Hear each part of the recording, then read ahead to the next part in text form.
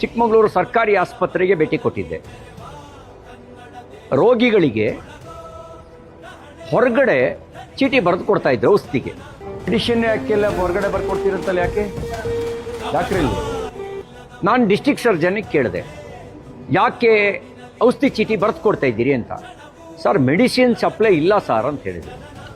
ಈ ಸರ್ಕಾರಕ್ಕೆ ಬಡವರಿಗೆ ಸರಬರಾಜು ಮಾಡುವ ಸರ್ಕಾರಿ ಬಡವರು ಚಿಕಿತ್ಸೆ ಪಡಿತಕ್ಕಂಥ ಸರ್ಕಾರಿ ಆಸ್ಪತ್ರೆಗಳಿಗೆ ಮೆಡಿಸಿನ್ ಸಪ್ಲೈ ಮಾಡುವ ಯೋಗ್ಯತೆ ಇಲ್ಲ.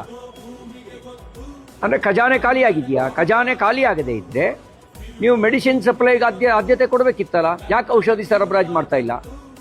ಯಾಕೆ ಬಡವರಿಗೆ ಬಡವರು ಖಾಸಗಿ ಮೆಡಿಕಲ್ ಶಾಪ್ಗಳಿಗೆ ಔಷಧಿ ಚೀಟಿ ಬರೆದು ಕೊಡ್ತೀರಿ? ಯಾಕೆ ಬರೆದು ಕೊಡ್ತಾ ಇದ್ದೀರಿ ಔಷಧಿ ಚೀಟಿನ?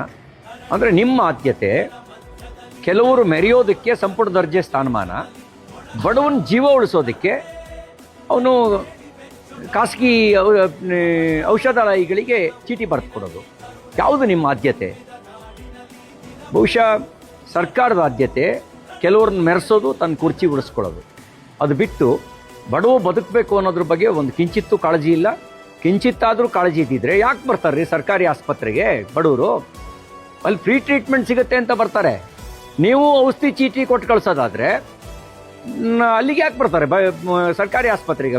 ಸರ್ಕಾರಿ ಆಸ್ಪತ್ರೆ ನಡೆಸೋ ಯೋಗ್ಯತೆ ನಮಗಿಲ್ಲ ಅಂತ ಬೋರ್ಡ್ ಹಾಕಿ.